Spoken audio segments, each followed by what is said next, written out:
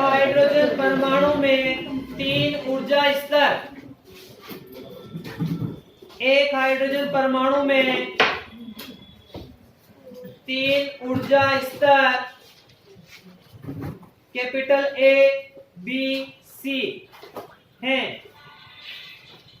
Capital A B C हैं, जिनकी ऊर्जाएं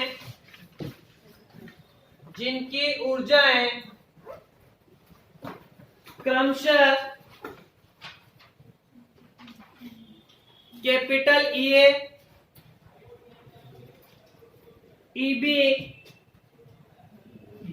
EB और ईसी है।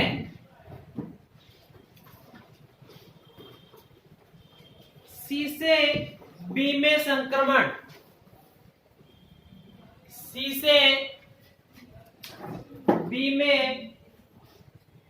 संक्रमण, कोमा बी से ए में संक्रमण और सी से ए में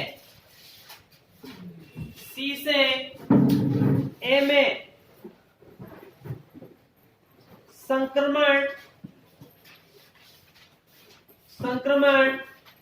से प्राप्त विकिरणों का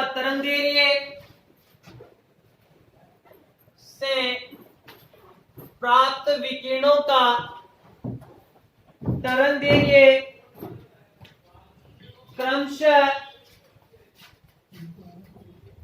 λ1, λ2 व λ3 हो तो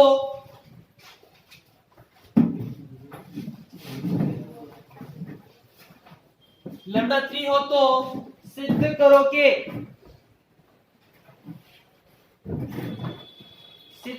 कि λ3 बराबर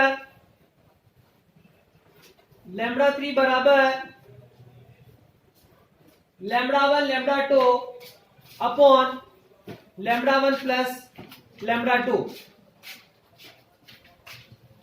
ये सिद्ध करना है। करो और आवाज दे दीजिए मेरे को।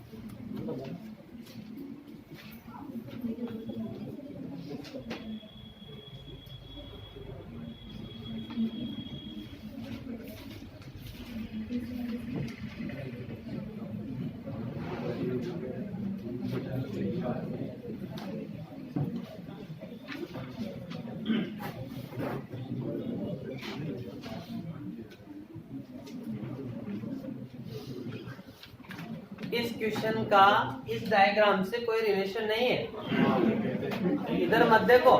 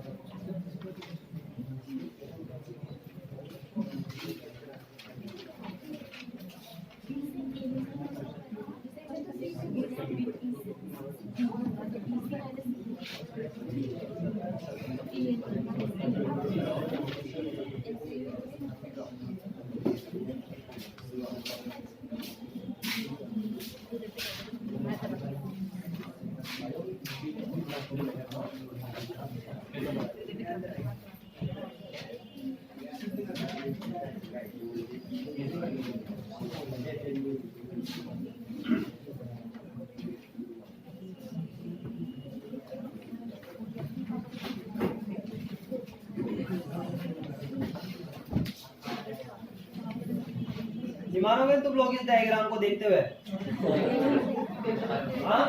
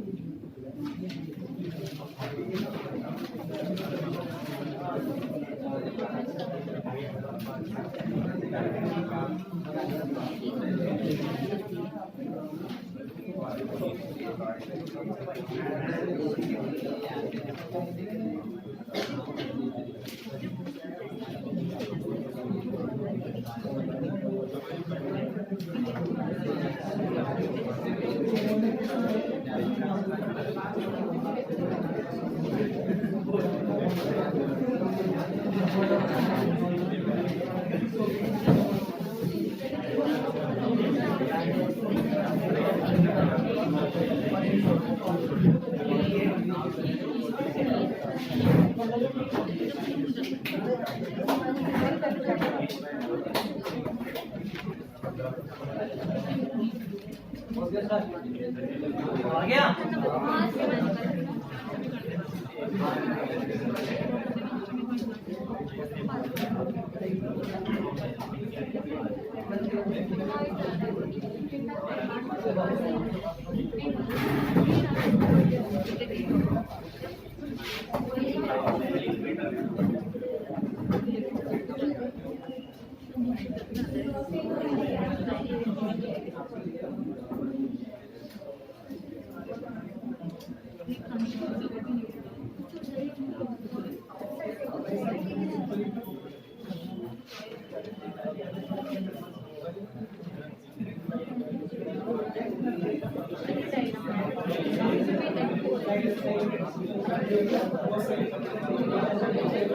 टॉपिक डाले दूसरा,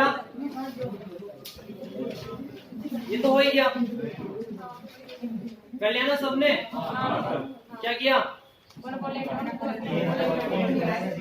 देखो यहाँ से देखो सी से बी में संक्रमण, देखो सी से बी में संक्रमण, तो EB sorry EC minus EB बराबर एच नहीं होता है, तो H C upon lambda one, equation number first. फिर देखो बी से ए में संक्रमण, तो ईबी माइनस ईए बराबर H C upon lambda two, दूसरे की तरंग दैर्ध्य। फिर सी से ए में संक्रमण, EC माइनस EA बराबर HC upon lambda 3, equation number third. Equation number first plus equation number second. इनको जोड़े अपन तो EB क्या हो जाएगा, कैंसिल हो जाएगा, तो कितना आएगा अपने पास EC माइनस EA बराबर HC upon lambda 1 plus HC upon lambda 2। फिर EC माइनस EA बराबर HC common 1 upon lambda 1 plus 1 upon lambda 2। इसको मैं इक्वेशन नंबर 4 कह देता हूं, और EC माइनस EA का मान है अपने पास किसमें, थर्ड में, तो फ्रॉम इक्वेशन नंबर 3 एंड 4 क्या होगा, HC अपॉन लैम्डा 3 बराबर HC 1 upon lambda plus 1 upon lambda 2। HC से HC cancel, 1 upon lambda 3 lambda 1 plus lambda 1 lambda 2, तो लैम्डा 1 प्लस लैम्डा 2, तो लैम्डा 3 बराबर lambda 1 lambda 2 upon lambda 1 plus lambda 2। आ गया सबके, equal करवाया मैंने।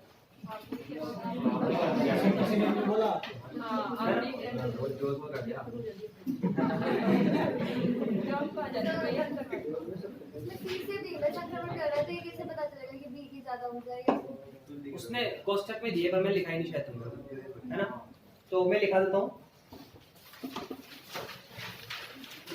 जहां पर लिखाना कि क्रमशः ऊर्जा ये और EB और EC है, इसके कोष्टक में दे रखा है क्वेश्चन में EC greater than EB greater than EA।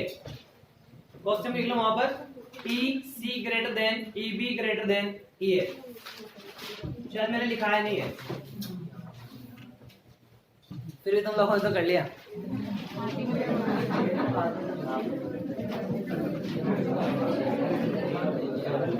मिटा दो ये, अरे मैं कह रहा हूँ ना, सिद्ध करने वाला तो कोई सा भी आ जाए।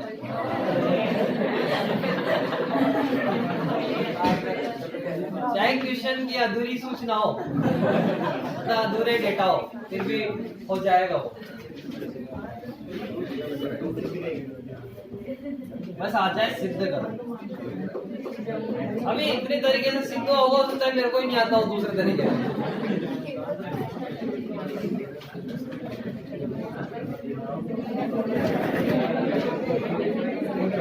टॉपिक डाला है और आवाज मत करना। फ्रैंक हर्ट्ज, फ्रैंक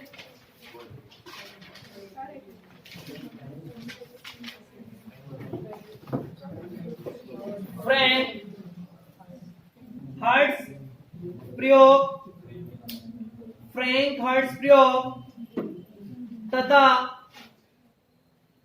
परमाणु के विविक्त ऊर्जा स्तर की अभिधारणा।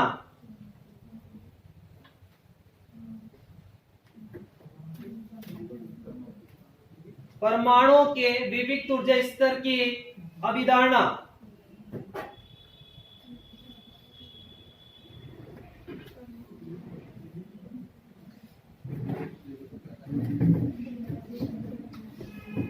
देखो, फ्रैंक हर्ट्ज नामक वैज्ञानिकों ने परमाणुओं के विविक्त ऊर्जा स्तर की उपस्थिति की पुष्टि करने के लिए एक प्रयोग किया जिसे फ्रैंक हर्ट्ज प्रयोग कहते हैं, जो आप लोग एमएससी करोगे फिजिक्स से सभी उनके प्रैक्टिकल भी होगा ये एमएससी प्रीवियस में, है ना। तो एपरेटस कम पड़ जाएंगे वहाँ कोटा यूनिवर्सिटी में, क्योंकि बच्चे ज्यादा हैं एमएससी करने वाले फिजिक्स से, है ना। ठीक है, तो ये प्रयोग वहां पर भी होगा आप लोगों को, फ्रैंक हर्ट्ज प्रयोग।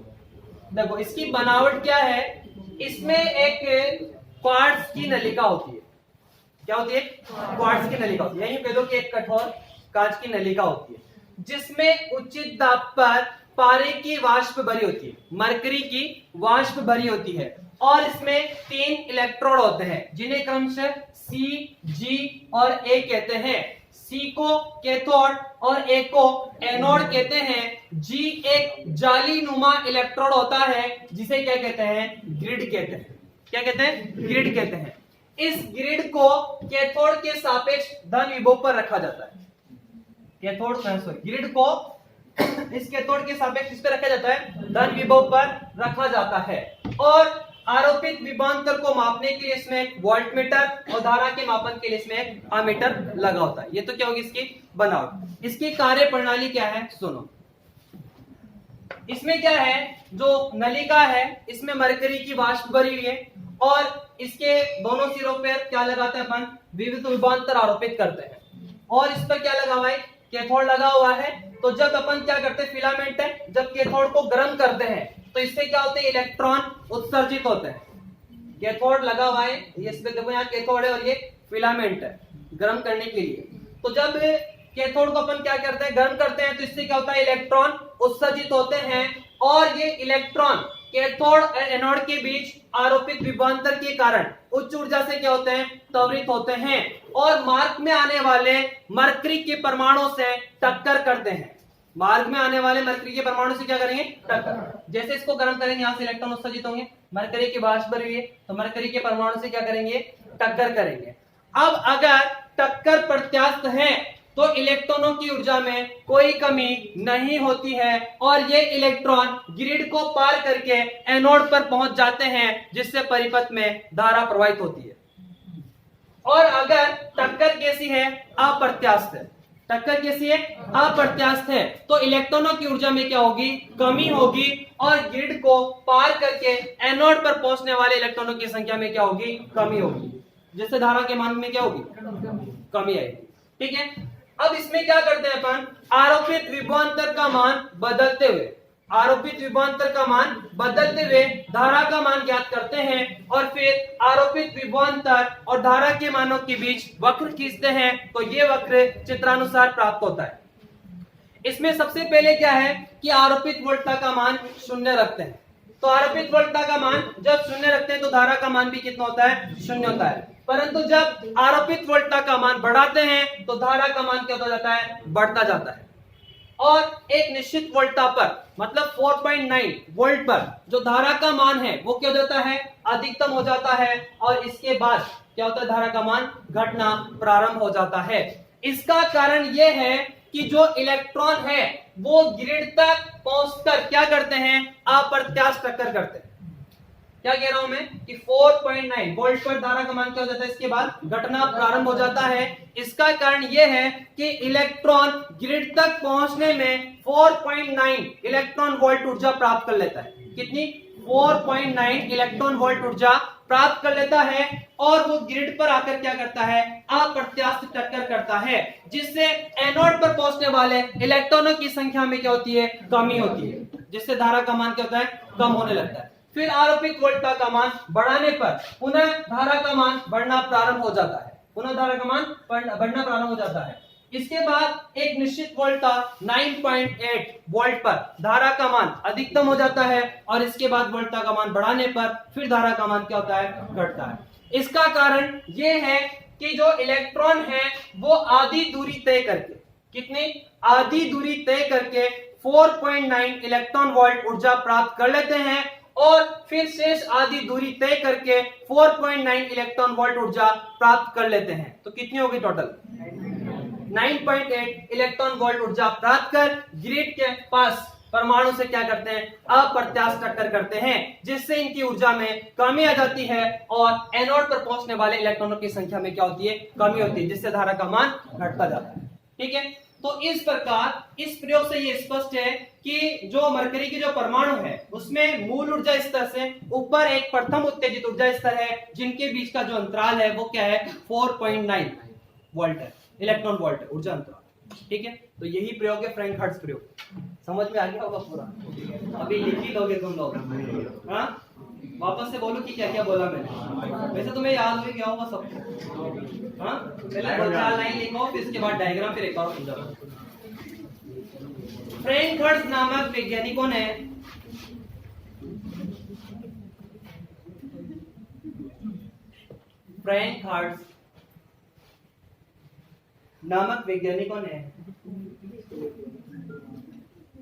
हाँ,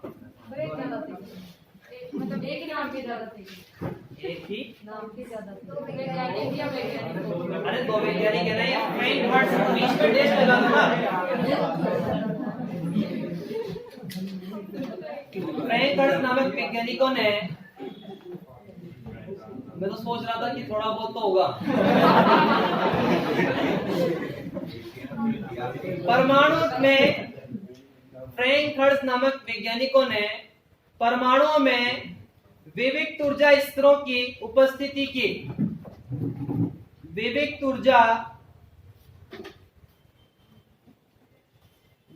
ऊर्जा स्तरों की उपस्थिति की पुष्टि करने के लिए एक प्रयोग किया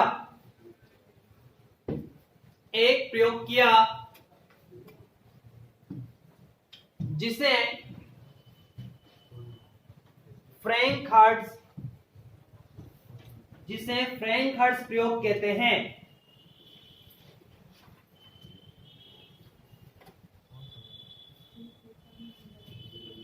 जिसे फ्रैंक हर्ट्ज प्रयोग कहते हैं। इसकी प्रायोगिक व्यवस्था चित्र में दर्शाई गई है।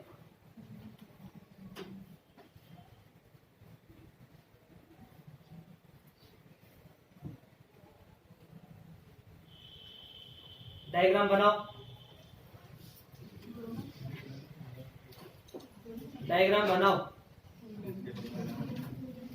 कौन सा? पहले वाला है ना, पहला।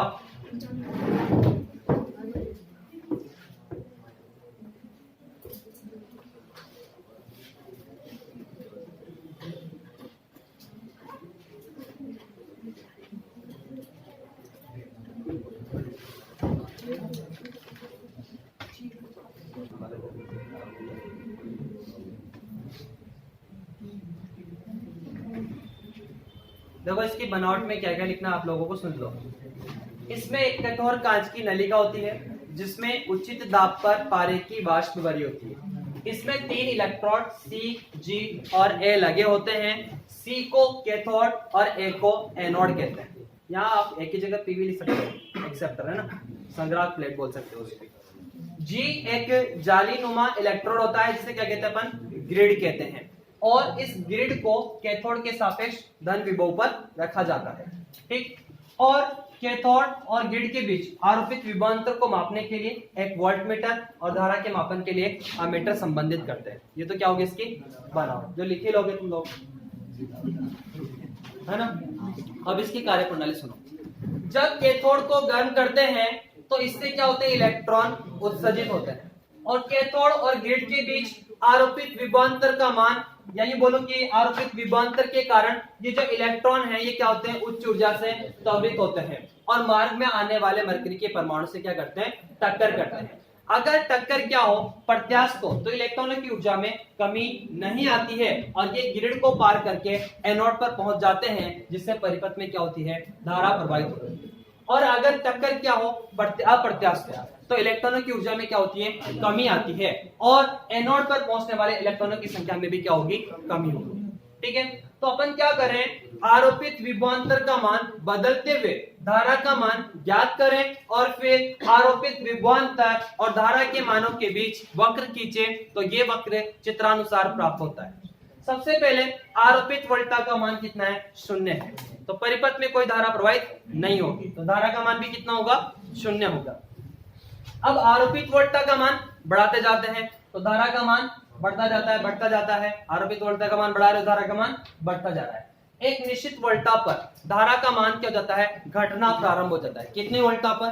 4.9 वोल्ट। इस पर इसके बाद जैसे यहां तक आएगा वापस धारा का मान क्या हो जाता है? घटना प्रारंभ हो जाता है। इसका कारण यह है कि इलेक्ट्रॉन ग्रिड तक पहुंचने में, कहां तक? ग्रिड तक पहुंचने में 4.9 इलेक्ट्रॉन वोल्ट ऊर्जा ग्रहण कर लेता है और ग्रिड के पास आकर क्या करता है? वो अप्रत्यास्थ टक्कर करता है। कैसे टक्कर करता है? अप्रत्यास्थ टक्कर करता है, जिससे इलेक्ट्रॉनों की ऊर्जा में क्या होती है? कमी होती है और धारा का मान घट जाता है, कम हो जाता है, ठीक है। फिर वोल्टा का मान और बढ़ाने पर धारा का मान क्या हो जाता है? फिर पुनः बढ़ना प्रारंभ हो जाता है, बढ़ता जा रहा है। और फिर एक निश्चित वोल्टा 9.8 वोल्ट पर फिर पुनः धारा का मान क्या हो जाता है? घटना प्रारंभ हो जाता है। इसका कारण यह है कि जो इलेक्ट्रॉन है आधी दूरी तय करने में 4.9 इलेक्ट्रॉन वोल्ट ऊर्जा प्राप्त कर लेते हैं और शेष आधी दूरी तय करने में 4.9 इलेक्ट्रॉन वोल्ट ऊर्जा प्राप्त कर लेते हैं। तो कितनी होगी? 9.8 इलेक्ट्रॉन वोल्ट ऊर्जा प्राप्त कर ग्रिड के पास वापस क्या करते हैं? अप्रत्यास्थ टक्कर करते हैं, जिससे उसकी ऊर्जा में कमी आ जाती है और एनोड पर पहुंचने वाले इलेक्ट्रॉनों की संख्या में क्या होगी? कमी होगी, जिससे धारा का मान क्या हो जाएगा? घट जाएगा। धारा का मान घटना प्रारंभ होगा और चलता रहेगा। 2 तक ही बहुत है, फिर ही बढ़ जाएगी ना।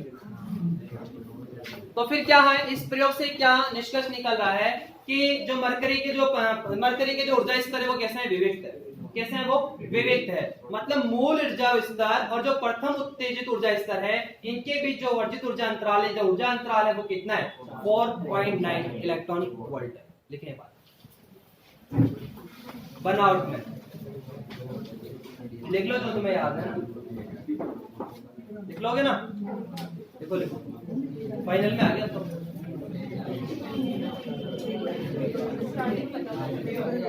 स्टार्टिंग बता दो। स्टार्टिंग है इसमें,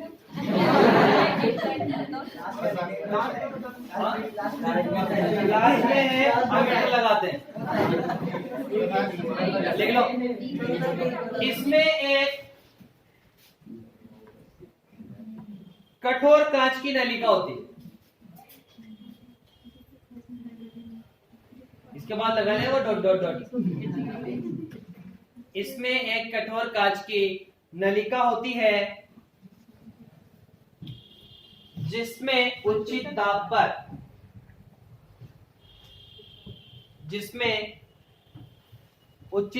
पर पारे की वाष्प भरी होती है।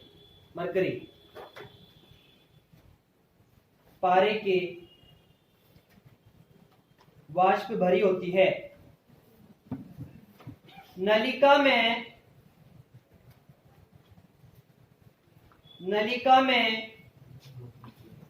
3 इलेक्ट्रोड, नलिका में 3 इलेक्ट्रोड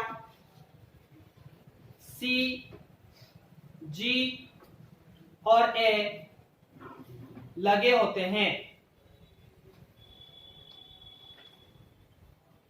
C, G और A लगे होते हैं। C को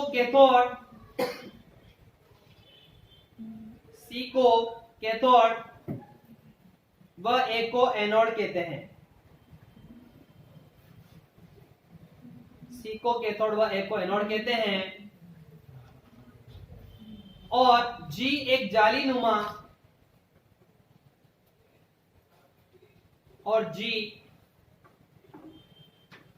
एक जालीनुमा इलेक्ट्रॉन होता है।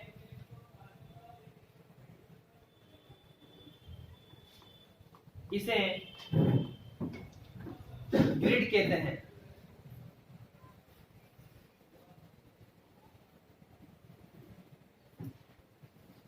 ग्रिड कहते हैं। ग्रिड को कैथोड के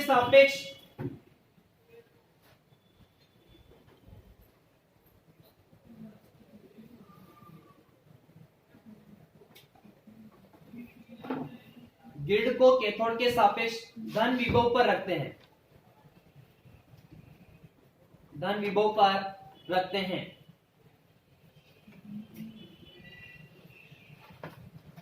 कैथोड और ग्रिड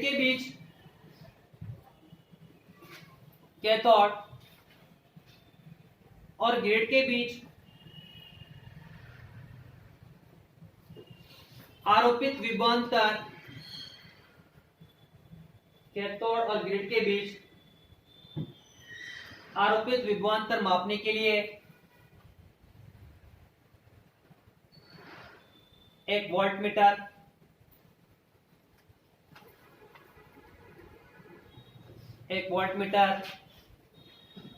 तथा परिपथ में धारा मापने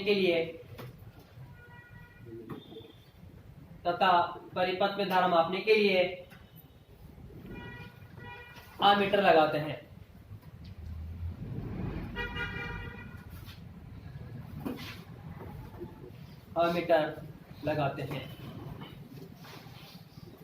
कार्य प्रणाली,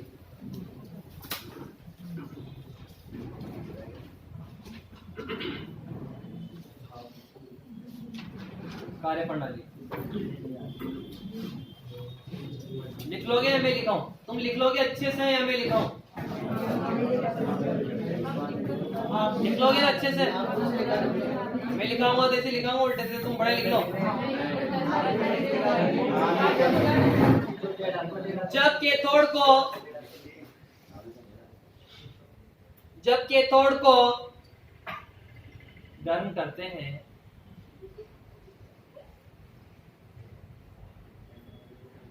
जब कैथोड को गर्म करते हैं, क्या हो गया आवाज कम करने में? अलग अलग स्पीड से बोल, एक ही बढ़ती है। जब कैथोड को गर्म करते हैं तो इससे इलेक्ट्रॉन उत्सर्जित होते हैं, तो इससे इलेक्ट्रॉन उत्सर्जित होते हैं।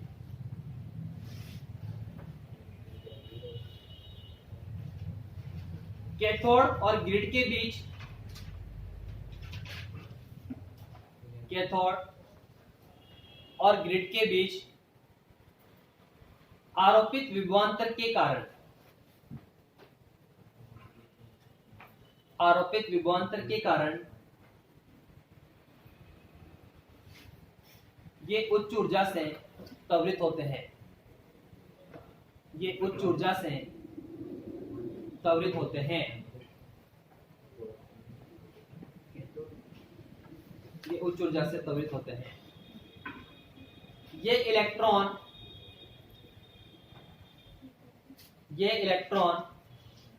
मार्ग में आने वाले,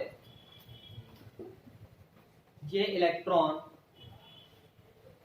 मार्ग में आने वाले मरकरी परमाणुओं से टक्कर करते हैं, मार्ग में आने वाले मरकरी परमाणुओं से टक्कर करते हैं। यदि ये टक्कर प्रत्यास्थ है, यदि ये टक्कर प्रत्यास्थ है तो इलेक्ट्रॉनों की ऊर्जा में कोई कमी नहीं आती है, तो इलेक्ट्रॉनों की ऊर्जा में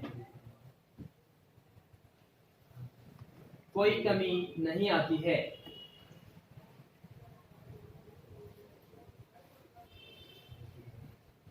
और ये ग्रिड को पार करके, और ये ग्रिड को पार करके एनोड पर पहुंच जाते हैं, और ये ग्रिड को पार करके एनोड पर पहुंच जाते हैं, जिससे परिपथ में धारा का प्रवाह होता है,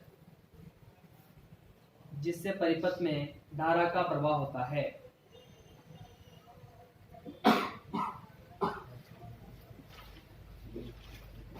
नेक्स्ट टाइम, यदि ये टक्कर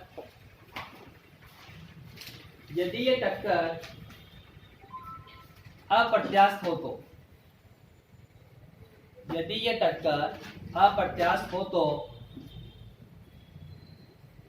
इलेक्ट्रॉनों की ऊर्जा में कमी आती है, इलेक्ट्रॉनों की ऊर्जा में कमी आती है। अतः ग्रिड को पार करके एनोड पर पहुंचने वाले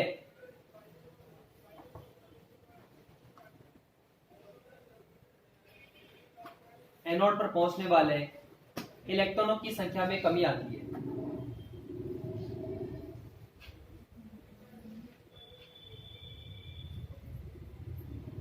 इलेक्ट्रॉनों की संख्या में कमी आती है, जिससे धारा भी घट जाती है, जिससे धारा भी घट जाती है। नेक्स्ट लाइन, यदि आरोपित वोल्टता V1 का मान, यदि आरोपित वोल्टता V1 का मान बदलते हुए, यदि आरोपित वोल्टता V1 का मान बदलते हुए धारा का मान प्राप्त करें, धारा का मान प्राप्त करें और फिर V1 और I के मानों के बीच, V1 व I के मानों के बीच वक्र खींचे, वक्र खींचे तो ये वक्र चित्रानुसार प्राप्त होता है।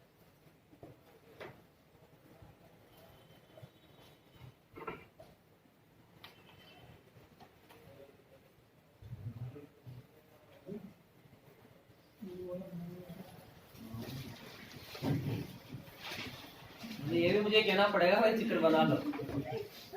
हाँ,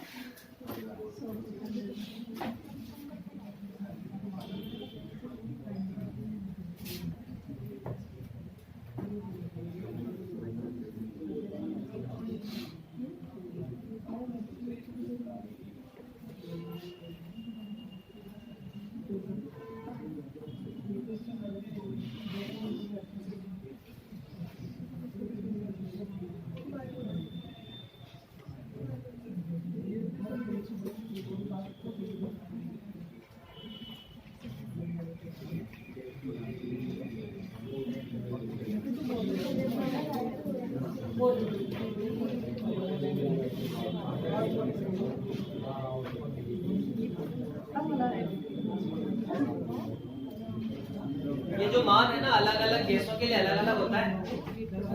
अलग अलग गैसें देखे इन्होंने, ऐसा नहीं कि सबके लिए 4.9 वोल्ट है या 9.8 वोल्ट ही है। हाइड्रोजन के लिए अलग है, 10.2, 20.4, है ना। बन गया। फिर लिखे, उपरोक्त वक्र से स्पष्ट है कि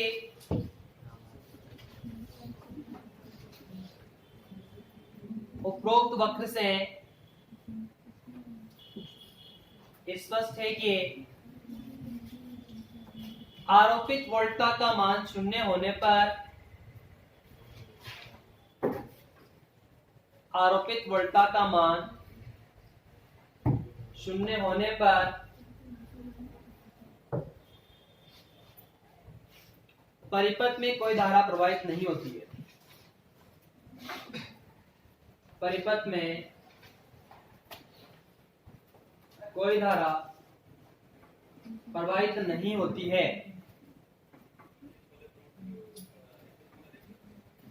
आरोपित वोल्टता का मान बढ़ाने पर, आरोपित वोल्टता का मान बढ़ाने पर धारा का मान बढ़ता है, धारा का मान बढ़ता है।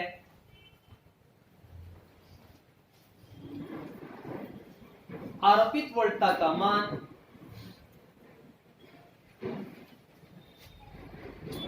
आरोपित वोल्टता का मान 4.9 वोल्ट होने पर, आरोपित वोल्टता का मान 4.9 वोल्ट होने पर धारा का मान घटना प्रारंभ हो जाता है। धारा का मान घटना प्रारंभ हो जाता है। इसका कारण यह है कि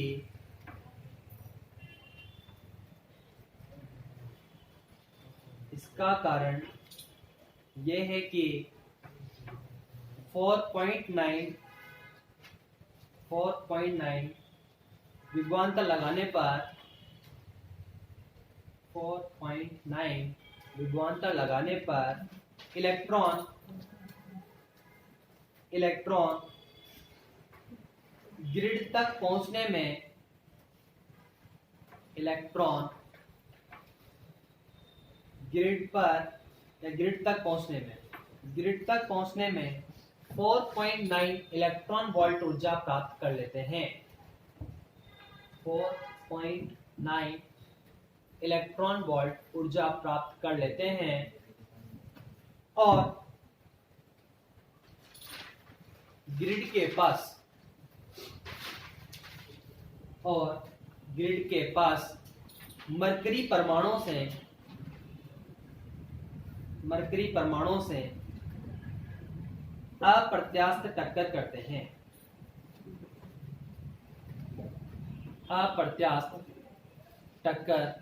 करते हैं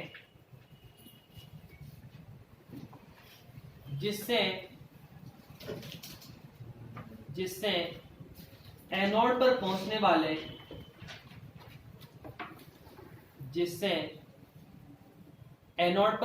वाले इलेक्ट्रॉनों की संख्या में कमी आती है। जिससे एनोड पर पहुंचने वाले इलेक्ट्रॉनों की संख्या में कमी आती है और धारा घट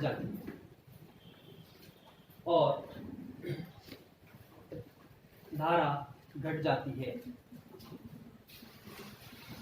नेक्स्ट लाइन। आरोपित वोल्टता का मान और अधिक बढ़ाने पर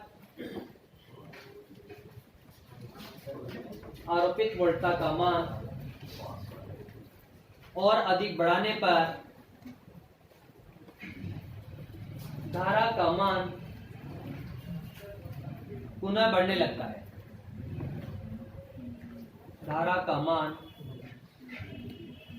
लगता है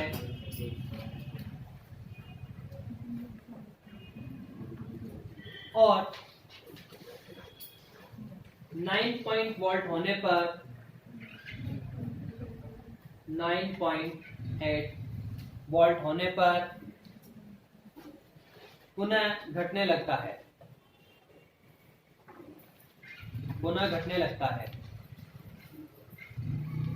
इसका कारण यह है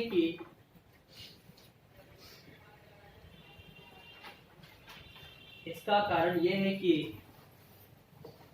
इस स्थिति में आधी दूरी तय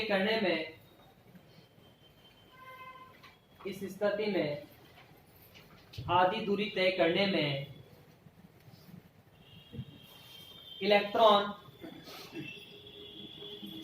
4.9 इलेक्ट्रॉन वोल्ट ऊर्जा प्राप्त कर 4.9 इलेक्ट्रॉन वोल्ट ऊर्जा प्राप्त कर अप्रत्यास्थ टक्कर करते हैं। शेष आधी दूरी तय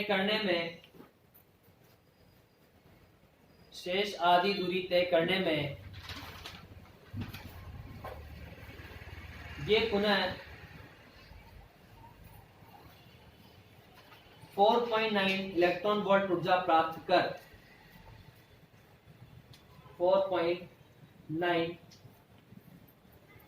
इलेक्ट्रॉन वोल्ट ऊर्जा प्राप्त कर ग्रिड के पास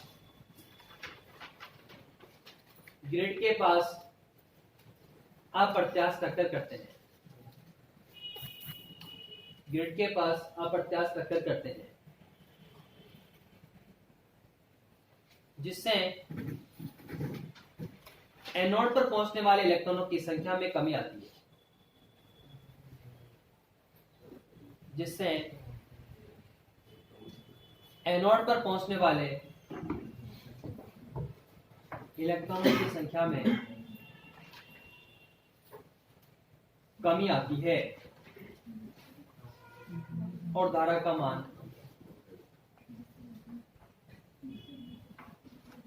जिससे एनोड पर पहुंचने वाले इलेक्ट्रॉनों की संख्या में कमी आती है और धारा का मान घट जाता है।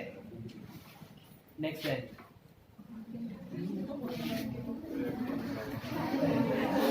क्या Again. अब तो एक लाइन लिखनी है बस, इसमें रोने लग गए तुम लोग। उपरोक्त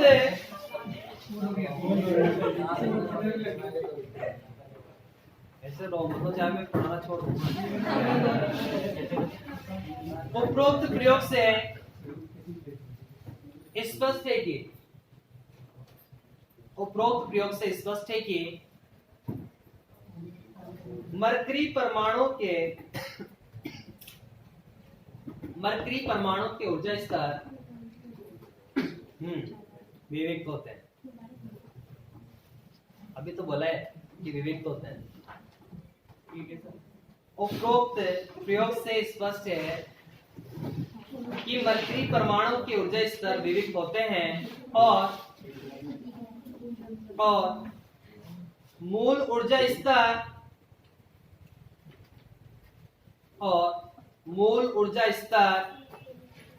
और प्रथम उत्तेजित अवस्था देखो, मूल ऊर्जा स्तर और प्रथम उत्तेजित अवस्था के मध्य ऊर्जा अंतराल 4.9 इलेक्ट्रॉन वोल्ट होता है। वर्धित ऊर्जा अंतराल या वर्धित ऊर्जा अंतराल 4.9 इलेक्ट्रॉन वोल्ट होता है। Next line